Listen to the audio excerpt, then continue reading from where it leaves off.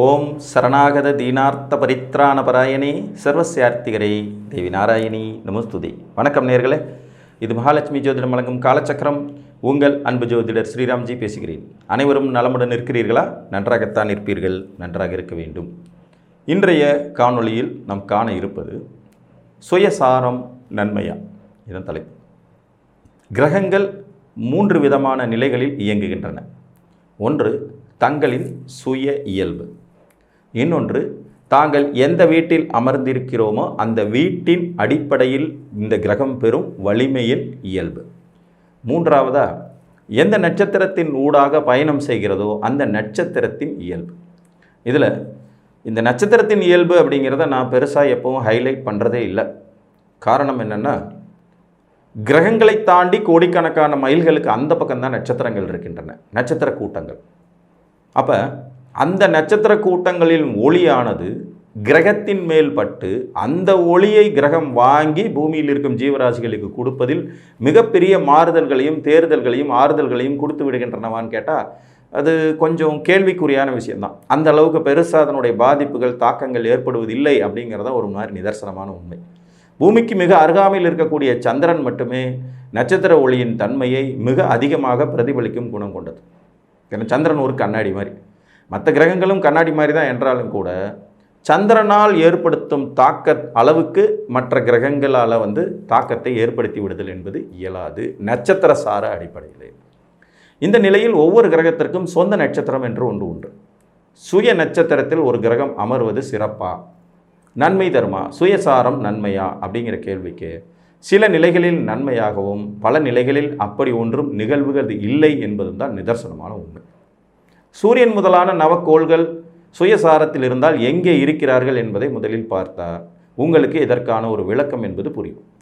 இப்போ சூரியனுடைய நட்சத்திரம் கார்த்திகை, உத்திரம், உத்திராடம்.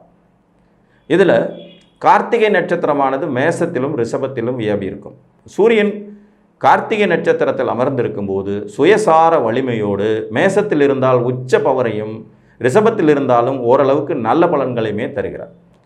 அதே மாதிரி உத்திர நட்சத்திரம் சிம்மத்திலும் கன்னியிலும் இருக்கும்.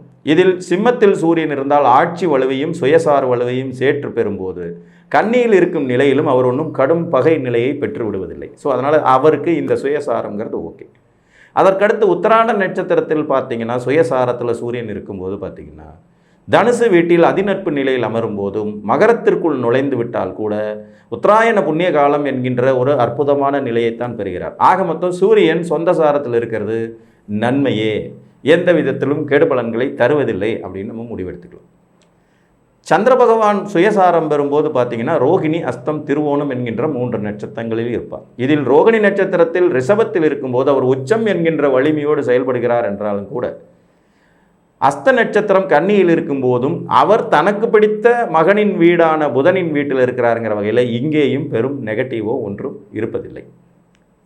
திருவோண நட்சத்திரம் மகர ராசியில் இருக்கும்போது சந்திரன் சுயசாரம் பெறும்போது மட்டுமே சனியுடைய வீட்டில் சிறு சிறு சங்கடங்களையும் திருமண வாழ்க்கை சிக்கல்களையும் சந்திக்கிறாருங்கிறது தான் உண்மை. அது கூட வளர்பிறையா தேய்பிறையா வேறு பாவிகளின் இணைவிருக்கிறதா என்பதை பொறுத்துத்தான் சுபிட்சம் பெறும். அந்த வகையில் சந்திரன் சுயசாரத்தில் இருப்பது 75% நற்பலனே அப்படின்னு சொல்லிக்கலாம். செவ்வாயை பொறுத்த வரைக்கும் அவருடைய நட்சத்திரங்கள் 2 ராசிகளில் உடைப்பட்ட நிலையில் இருக்கும் என்பதின் அடிப்படையில் மிருகசீரிடம் ரிஷபம் மற்றும் மிதுனத்திலும், சித்திரை கன்னி மற்றும் துலாத்திலும், அவிட்டம் மகரம் மற்றும் கும்பத்திலும் இருக்கும். பெரும்பாலும் தனது பகைவர்கள் வீடுகளில் நட்சத்திரம் கொண்ட கிரகமாக செவ்வாய் வருவாருங்கிறதுல ரிஷபத்தில் செவ்வாய் சுயசாரம் பெறுவது குற்றம் ஒன்றும் சொல்ல முடியாது. இயற்கை சுபருடைய வீட்டில் அமர்ந்த நிலையில் தன் சொந்த நட்சத்திரத்தில் இருப்பது செவ்வாய்க்கு ஒரு வலுவையே தரும். ஆனால் அதே நேரத்தில் மிதுனத்தில் செவ்வாய் அமர்ந்திருக்கிறார் என்கின்ற நிலையில் சற்று இது முரண்பாடான அமைப்பாக இருக்கும். சொந்த சாரம் என்கின்றது ஒரு வலிமை என்றாலும் புதனுக்கு இது ஆகாத ஒரு வீடு. புதனுடைய வீடு செவ்வாய்க்கு அவ்வளவு பிடித்த வீடு என்று சொல்ல முடியாதுங்கிறதுனால இங்கே 50-50 சாய்ஸ்ங்கிற கலப்பு பலனை தருவார். அதே மாதிரி கன்னியில் செவ்வாய் தன் சொந்த நட்சத்திரத்தில் இருப்பதும் கடுமையான துன்பங்களை விளைவிக்கும் அமைப்பு தான். அதே நேரம் துலாத்தில் சித்திரை நட்சத்திரத்தில் அவர் இருக்கிறார் என்பது குற்றம் என்று சொல்ல இயலாது. இயற்கை சுவர் தனது மூலத்திரிகோண வீட்டை பார்த்தபடி அமர்ந்திருக்கிறார் என்பது சிறப்பு தான். அவிட்ட நட்சத்திரத்தில் மகரத்தில் இருக்கும்போது உச்ச வீட்டில் வலிவோடு இருக்கிறார் என்கின்ற அடிப்படையிலும் கும்பத்தில் இருக்கும்போது சம உச்சம் என்கின்ற வலிமையும் பெற்று விடுகிறார் என்கின்ற அடிப்படையிலும் செவ்வாய்க்கு இது ஒன்றும் பாதகமான சுயசாரம் ஆகாது. ஆக செவ்வாய் கிட்டத்தட்ட 60% நற்பலன்களை தன் சொந்த நட்சத்திரத்தில் இருக்கும்போது தர தகுதியுடையவராகிறார். அடுத்தபடியாக ராகு பகவான். ராகு பகவானுக்கு சொந்த வீடு கிடையாது, ஆயினும் சொந்த நட்சத்திரங்கள் உண்டு. இது மிதுனம், துலாம் மற்றும் கும்பத்தில் அமையப்பட்டிருக்கும். இந்த வீட்டு அதிபதிகள் அனைவருமே ராகுவுக்கு நண்பர்கள் தான். புதன், சுக்கிரன் மற்றும் சனி. ஆக சொந்த நட்சத்திரத்தில் ராகு அமர்ந்தார் என்றாலே அந்த வீட்டு அதிபதியாகவே மாறிவிடும் இயல்பு கொண்டவருங்கிற அடிப்படையில் ராகுவுக்கு சுயசாரம் என்பது கூடுதல் வலிமையையும் நன்மையையும் தரக்கூடியது தான். மிதுனத்தில் அமர்ந்தபோது புதனைப் போல செயல்படுவதும், துலாத்தில் அமரும்போது சுக்கிரனை போல செயல்படுவதும், கும்பத்தில் அமரும்போது சனி பகவானைப் போல செயல்படுவதும் ராகுவின் இயல்பாகிவிடும். ராகுவுக்கு அடுத்தபடியாக குரு பகவான். குரு பகவானின் நட்சத்திரங்கள் புனர்பூசம், விசாகம், பூரட்டாதி. இதில் புனர்பூச நட்சத்திரம் மிதுனம் மற்றும் கடகத்தில் இருக்கும்போது மிதுனத்தில் இருக்கும் குரு தன் சொந்த வீட்டை தானே நோக்குவார் சொந்த நட்சத்திர சாரத்தில்ங்கிற போது அதுவும் நன்மை பயக்கும் அமைப்பாகவே போகிவிடும். கடகத்தில் அவர் உச்ச வலிமையை பெற்று விடுவார் என்பதனால் இது கூடுதல் சிறப்பாகும். துலாத்தில் பகை என்கின்ற நிலையில் அவர் இருந்தாலும் கூட தன் சொந்த நட்சத்திர சாரத்தில் இன்னொரு இயற்கை சுபர் வீட்டில் இருக்கிறார் என்கின்ற அடிப்படையில் பெரும் கெடுதல்கள் எதையும் செய்து விடுவதில்லை. விசாக நட்சத்திரம் 4ஆம் பாதம் விருச்சிகத்தில் இருக்கும்போது கூட விருச்சிகத்தினால் பாதிக்கப்படாத ஒரே கிரகம் குரு பகவான் தான். ஸோ இங்கேயும் அவர் மேனேஜ் பண்ணிக்குவார். அதுவும் இல்லாமல் இது ஒரு நிலைத்த வீடு என்பது குருவுக்கு கூடுதல் வலிமை. கும்பத்தில் பூரட்டாதியில் இருக்கும்போதும் தன்னுடைய வியாழவட்டம் என்கின்ற அடிப்படையில் சிறப்பை தரும் அவர் மீனத்தில் அதே பூரட்டாதியில் ஆட்சி வலிமையை பெற்று விடுவார் என்பதால் சுயசாரம் குருவுக்கு 100% சிறப்பு தான். அதற்கு அடுத்தபடியாக பார்த்தீங்கன்னா சனி பகவான்.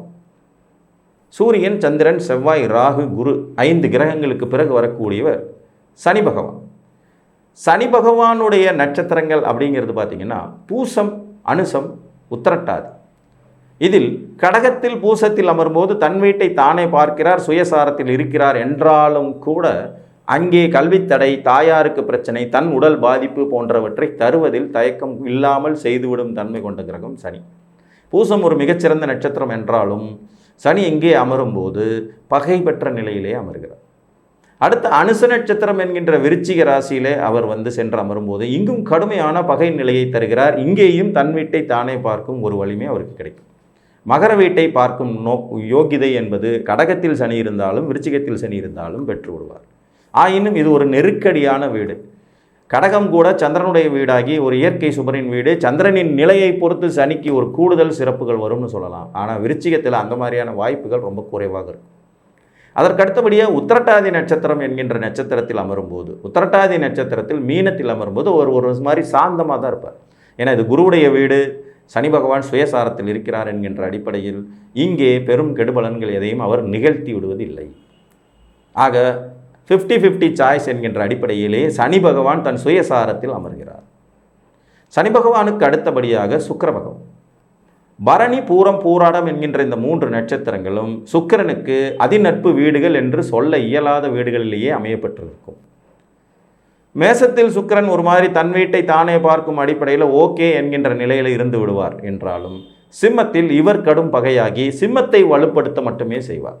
தனுசில் சமநிலை அடைந்து விடுகிறார். ஏன்னா சம உச்ச வீடாக தனுசு வீடு நிகழுங்கிறதுனால மேசத்தில் பரணியில் அமரும் போதும் தனுசில் பூராடத்தில் அமரும் போதும் சுக்கிரனுக்கு ஒரு கூடுதல் வலிமை கிடைக்கிறது என்றே சொல்லலாம். ஆயினும் சிம்மத்தில் பூரத்தில் அமரும்போது சாதகர் சிம்ம லக்கணத்தை சிம்மத்தை மட்டுமே அதிக வலுப்படுத்தி விட்டு தான் வலுவை இழக்கும் நிலைக்கே தள்ளப்படுவார்ங்கிறதுனால சொந்த நட்சத்திர சாரம் என்பது சுக்கிரனுக்கு 75% நற்பலன்களை தரக்கூடியதாக இருக்கும். சுக்கிரனுக்கு அடுத்தபடியாக புதன். ஆயில்யம், கேட்டை மற்றும் ரேவதி சொந்த நட்சத்திரத்திலே இருக்கும்போது அதிகப்படியான குளறுபடிகள் பெறக்கூடிய ஒரு கிரகம்னா அது புதன் தான். அதிகப்படியான குளறுபடிகள். ஏன்னா கடக வீடாகட்டும், விருச்சிக வீடாகட்டும், மீன வீடாகட்டும் புதனுக்கு பெருமளவு நன்மை தரக்கூடிய வீடுகளே அல்ல. சுயசாரத்தில் அறிவுசார் கிரகமான புதன் நீர் ராசிகள் என்று சொல்லக்கூடிய இந்த வீடுகளில் அறிவு மழுங்கடிக்கப்படும், மறைத்து வைக்கப்படும் விதியை பெறுகிறார். ஆக கடகத்தில் ஒரு ஆயில்யத்தில் இருந்தாலும் சரி, விருச்சிகத்தில் கேட்டையில் இருந்தாலும் சரி, மீனத்தில் ரேவதியில் இருந்தாலும் சரி ஒரு மாதிரி தடுமாற்றமான பலன்களை தரக்கூடிய தகுதி கொண்டவராவார். இதில் மீனத்தில் இருக்கும்போது அவருக்கு நீச்சபங்கம் கிடைத்து விட்டால் மட்டுமே சிறந்த அறிவாளிகளை புத்திசாலிகளை உருவாக்க முடியும் என்பதையும் நாம் கவனத்தில் கொள்ள வேண்டும். மற்றபடி கடகம் மற்றும் விருச்சிகத்தில் ஆயில்யம் கேட்டையில் புதன் இருக்கும்போது ஒரு மாதிரியான கலப்பு பலன்களையும் வாழ்வியலில் தவறான முடிவுகளை எடுக்கும் தன்மைகளையும் தூண்டிவிட்டு விடுவார் என்பது தான் நிதர்சனமான உண்மை. ஆக புதனுக்கு சுயசாரம் என்பது 40% குறைவான நன்மை தரக்கூடியதாகவே அமர்ந்து விடுகிறது. அதற்கடுத்தபடியாக கேது பகவான், ஞானத்தின் காரகனான கேது பகவான் தன் சொந்த நட்சத்திரத்தில் அமரும்போது அந்த வீட்டு அதிபதிகளாக மாறிவிடும் தன்மை கொண்டவர். மேசத்தில் அஸ்வினியில் அமர்ந்திருக்கும் நிலையிலும், சிம்மத்தில் மகத்தில் அமர்ந்திருக்கும் நிலையிலும், தனுசில் மூலத்தில் அமர்ந்திருக்கும் நிலையிலும் அந்த வீட்டு அதிபதிகளாகவே செயல்படும் தன்மை உடையவர். இதில் மூல நூல்கள் குறிப்பிடும் ஒரு விதியை இங்கே நான் உங்களுக்கு தெளிவுபடுத்துகிறேன். செவ்வாயும் கேதுவும் ஒன்று. அப்போ மேசத்தில் அஸ்வினி நட்சத்திரத்தில் கேது இருக்கிறார் என்றால் செவ்வாய் அங்கே ஆட்சி பெற்றதற்கு நிகரான வலுவோடு செயல்படுகிறார் என்பதை கேது செயல்படுத்தி காட்டுவார். அதே போல் தனுசு வீட்டில் மூல நட்சத்திரத்தில் இருக்கும்போதும் குருவை போல் சாந்தமாக அறிவாளியாக புத்திசாலியாக செயல்பட்டு விடுவாருங்கிறது திண்ணம். இந்த மகம் சிம்மம் மட்டும்தான் கேதுவுக்கு கொஞ்சம் முரண்பாடான அமைப்பு. இங்கே சூரியனைப் போல் இவர் செயல்பட்டாலும் கூட சூரியனுக்கும் கேதுவுக்கும் அவ்வளோ சிறப்பாக ஆகாது என்கின்ற விதியின் அடிப்படையில் இங்கே சற்று மனக்குழப்பங்கள், குளறுபடியான தன்மைகள், குழந்தை பிறப்பில் சிக்கல்கள், பூர்வீகத்தில் சிக்கல்கள் போன்றவற்றை கொடுத்துவிடும் தன்மை கொண்டவராகவே இருப்பார். ஆக கேது பகவானுக்கு சுயசாரம் என்பது 70% நற்பலன்களை தரக்கூடியதாகும். சூரியன், சந்திரன், செவ்வாய், புதன், குரு, சுக்கிரன், சனி, கேது, ராகு எல்லாரையும் பார்த்துட்டோம். இப்போ இவர்கள் சுயசாரத்தில் எந்த மாதிரி வலிமை பெறுவார்கள் என்பதையும் பார்க்கிறோம். பொதுவாக நட்சத்திர சாரம் என்பது ஒரு 5% மட்டுமே நம்ம மேல் தாக்கத்தை ஏற்படுத்தும் என்பது தான் நிதர்சனமான உண்மை என்பதாலேயே நட்சத்திர சாரங்களுக்கு அதீத முக்கியத்துவம் இல்லை சந்திரனை தவிர்த்து. ஏன்னா சந்திரனுடைய நட்சத்திரம் எதுவோ அதுவே நமது ஜென்ம நட்சத்திரமாக மாறும் என்கின்ற அடிப்படையினால் சந்திரன் பூமியின் துணைக்கோள் என்பதனாலேயே சந்திரன் மட்டுமே நட்சத்திரங்களின் சார பலன்களை அதிகமாக ஈர்த்து மனிதர்களுக்கு தரக்கூடியவர்.